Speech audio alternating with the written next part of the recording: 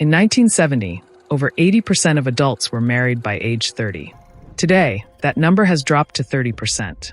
Gen Z is on track to be the least married generation in recorded history. The headlines call them commitment-phobic. Entitled, Peter Pan Syndrome, Afraid to Grow Up. But there's another narrative too, one that paints them as enlightened.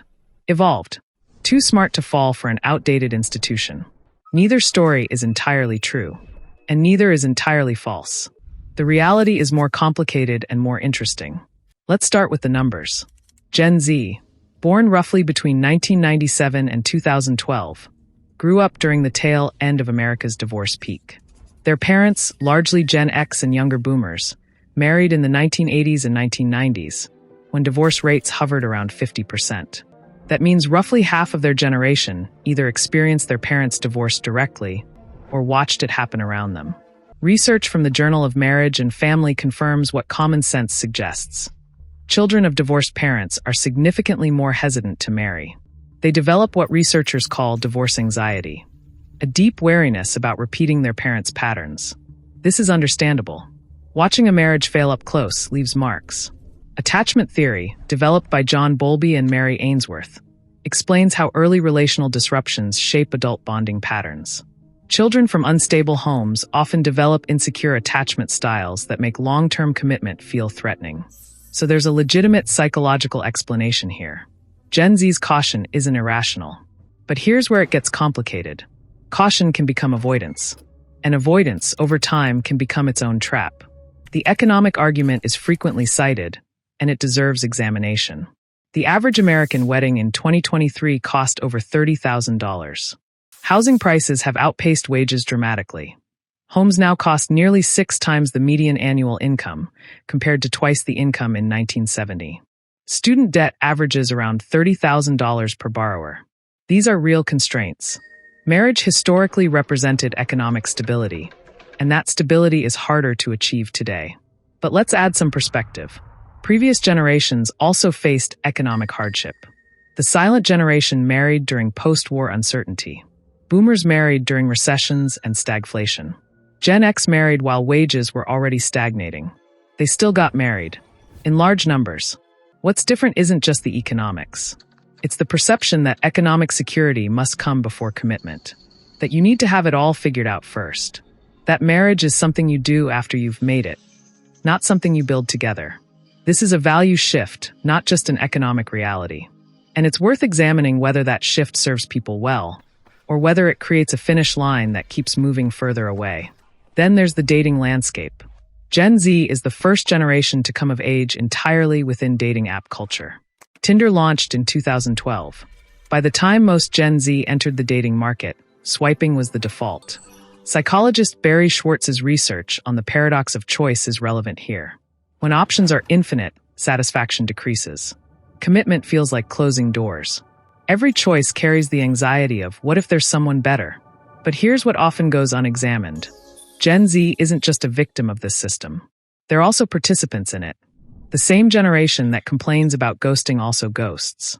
The same generation that laments shallow connections often swipes past hundreds of potential partners based on a photo. The same generation that wants deep commitment often keeps one foot out the door, just in case. A 2023 Pew Research study found that nearly half of young adults say dating has become harder. Loneliness rates are at historic highs. But the apps didn't create this problem alone. The way people use them matters too.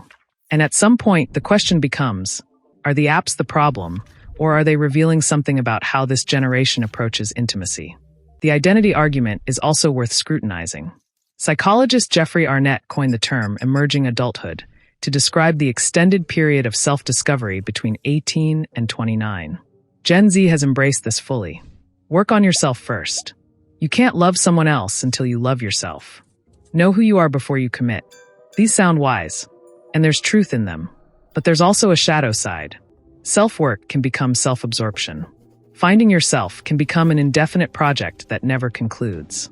And the idea that you must be whole before you can partner with someone sets up an impossible standard, because no one is ever fully whole. Growth happens in relationship, not just before it. Previous generations understood something that gets lost in the self-optimization era.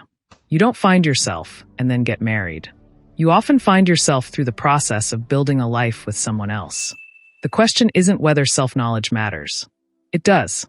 The question is whether endless self-focus is wisdom, or a sophisticated form of avoidance dressed up as personal development. There's also institutional skepticism to consider. Gen Z is the least religious generation in American history. Over a third identify as religiously unaffiliated. Without religious frameworks encouraging marriage, the institution becomes optional. And when something becomes optional, people weigh costs and benefits more carefully. The answers aren't always compelling. Women, in particular, have gained economic independence that previous generations didn't have. A woman in 1970 often needed marriage for financial security. A woman in 2026 doesn't. Studies show that unmarried women without children report higher levels of happiness than married women with children. That's not an argument against marriage, but it is an argument against marrying because you're supposed to. Gen Z has access to this research, and they're making decisions accordingly. Now, I want to pause here, because it would be easy to interpret everything I've said as Gen Z hates marriage, and they're right to. That's not the full picture. Many Gen Z still want partnership. They want companionship, intimacy, someone to build a life with. The desire for connection hasn't disappeared. It's just evolved. What's changing is the form. Cohabitation rates have skyrocketed.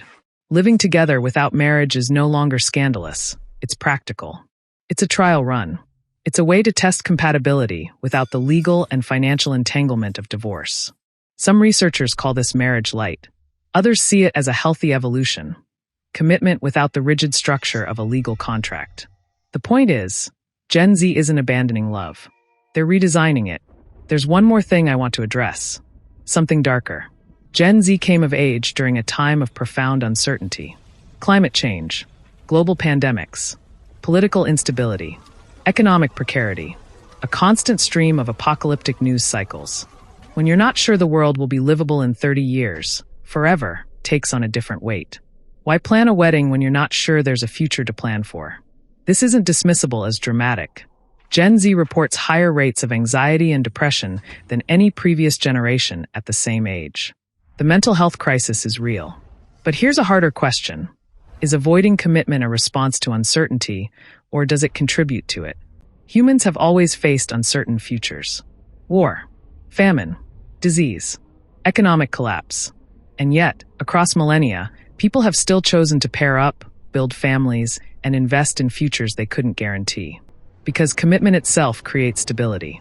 Having someone by your side doesn't require certainty about the world. It can provide certainty within the chaos. The question is whether Gen Z's withdrawal from commitment is protecting them from pain, or preventing them from building the very structures that could help them endure it.